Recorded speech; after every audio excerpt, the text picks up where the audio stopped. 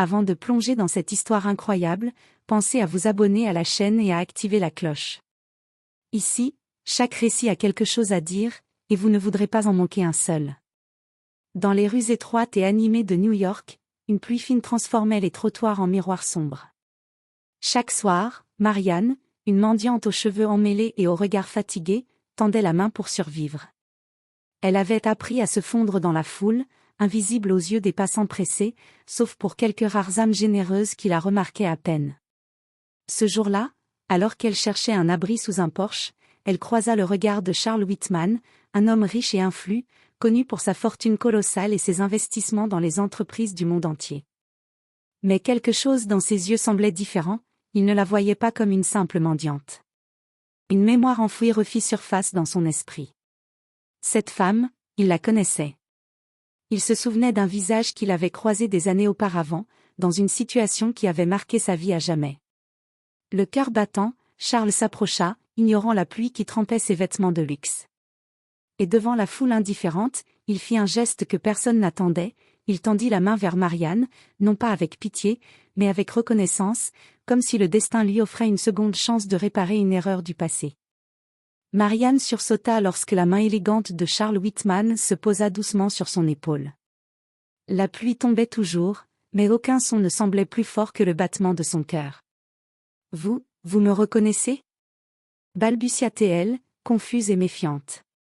Charles hocha la tête, le regard plein de sérieux et d'émotion. « Oui, Marianne. Je ne vous avais jamais oublié. » Marianne cligna des yeux.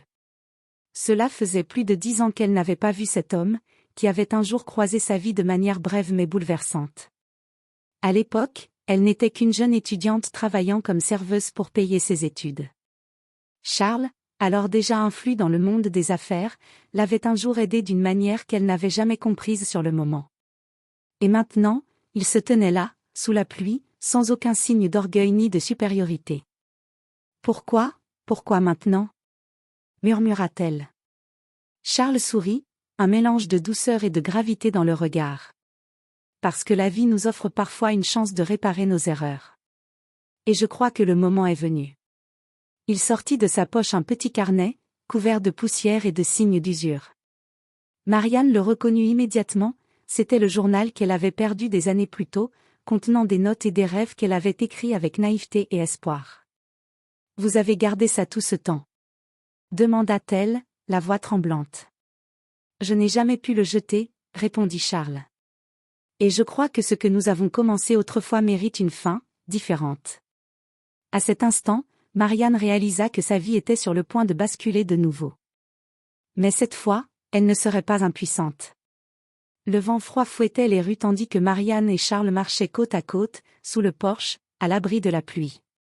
Chaque pas semblait rapprocher les pièces éparpillées d'un puzzle longtemps oublié. « Charles, je ne comprends toujours pas. »« Pourquoi m'avoir retrouvé maintenant ?» demanda Marianne, sa voix trahissant une mélange de peur et de curiosité. Charles soupira profondément. Ses yeux, habituellement froids et calculateurs, étaient emplis d'une émotion sincère. « Parce que j'ai découvert la vérité sur ce qui s'est passé ce jour-là, et je dois la réparer. » Marianne sentit un frisson parcourir son échine. Elle se souvenait vaguement d'un incident dans sa jeunesse, où un malentendu avait failli ruiner sa vie. Mais elle ne pouvait imaginer que Charles ait gardé cela en mémoire si longtemps. « Tu veux dire, le jour où j'ai perdu mon emploi à cause de cette accusation injuste ?» demanda-t-elle, la voix tremblante. Charles hocha la tête, serrant son carnet contre lui. « Oui. J'ai réalisé que j'aurais pu t'aider davantage à l'époque, et je n'ai pas agi. Aujourd'hui, je peux changer ça. » Marianne le regarda, incrédule. Un mélange de colère et d'espoir se mêlait en elle. Pendant des années, elle avait cru que le monde l'avait oubliée. Et maintenant, cet homme riche et puissant lui tendait la main, non pas par charité, mais avec une volonté réelle de réparer les torts du passé. « Et que comptes-tu faire exactement ?» demanda-t-elle, un léger tremblement dans la voix. Charles ouvrit son carnet et révéla des documents soigneusement rangés, preuves et lettres qui confirmaient sa position et son pouvoir d'action. « Je veux que tu retrouves ce que tu as perdu. Ton nom, ton honneur, et tout ce que le destin t'a volé. Mais pour cela, tu dois me faire confiance. » Marianne sentit une vague d'émotions contradictoires, peur, espoir, doute. Elle comprit alors que ce moment changerait sa vie à jamais. Les jours suivants, Marianne suivit Charles jusqu'à son somptueux appartement surplombant la ville. Chaque détail, les lustres étincelants, les tapis somptueux, les œuvres d'art accrochées au mur contrastaient avec sa vie de misère dans les rues. Elle se sentait à la fois émerveillée et mal à l'aise. « Tout cela, pour moi ?» demanda-t-elle, encore incrédule. Charles secoua la tête avec un léger sourire. « Non, ce n'est pas pour toi, c'est pour réparer ce qui t'a été injustement enlevé. Mais tu devras d'abord affronter ceux qui ont contribué à ton malheur. » À cet instant, Marianne comprit que la reconquête de sa vie ne serait pas facile. Elle se souvenait de l'homme qui avait falsifié des documents pour la faire renvoyer de son ancien emploi, et des collègues qui l'avaient trahi. Et maintenant, Charles voulait qu'elle revienne dans ce monde qu'elle avait fui, pour affronter son passé et reprendre ce qui lui appartenait de droit. Le soir même, alors qu'il parcourait les archives et les preuves, un nom apparut qui fit frissonner Marianne, Evelyn Carter, la femme responsable de sa chute des années auparavant. « C'est elle » murmura Marianne, la colère montant en elle. « Oui » confirma Charles. « Et tu ne seras pas seule cette fois.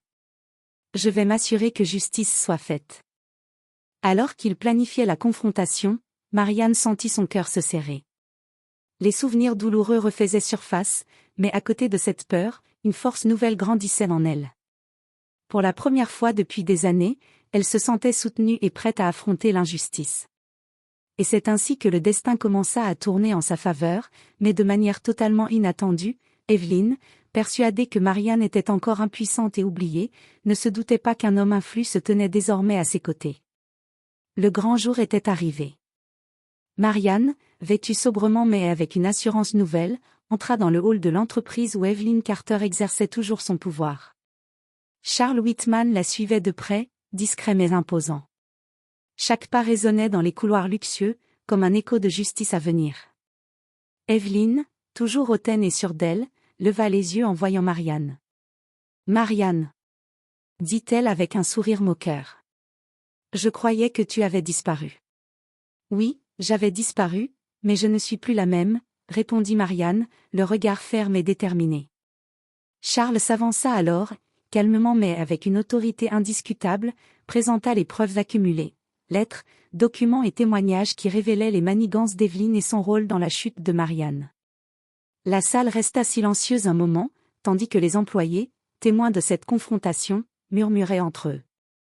Evelyn pâlit en réalisant que son passé malhonnête était exposé, et que Marianne n'était plus seule face à elle. « Vous avez tout préparé, Charles ?» demanda Marianne, presque chuchotant. « Oui. Il est temps que justice soit faite, » répondit-il, un léger sourire de satisfaction sur les lèvres. Evelyn tenta de se défendre, mais chaque argument tombait face aux preuves irréfutables. Finalement, humiliée et impuissante, elle fut contrainte de reconnaître ses torts. Marianne, avec une dignité retrouvée, sentit un poids énorme se lever de ses épaules. Charles se tourna alors vers elle et dit doucement. « Tu as retrouvé ton honneur, Marianne. Et tu n'as plus à survivre dans l'ombre. Ta vie commence maintenant. » Marianne sourit, les yeux brillants de larmes retenues. Pour la première fois depuis des années, elle se sentait libre et respectée, non seulement par le monde, mais surtout par elle-même. Et tandis que la pluie s'était enfin arrêtée à l'extérieur, Marianne comprit que parfois, le destin réserve des rencontres inattendues, et des gestes de bonté capables de changer toute une vie.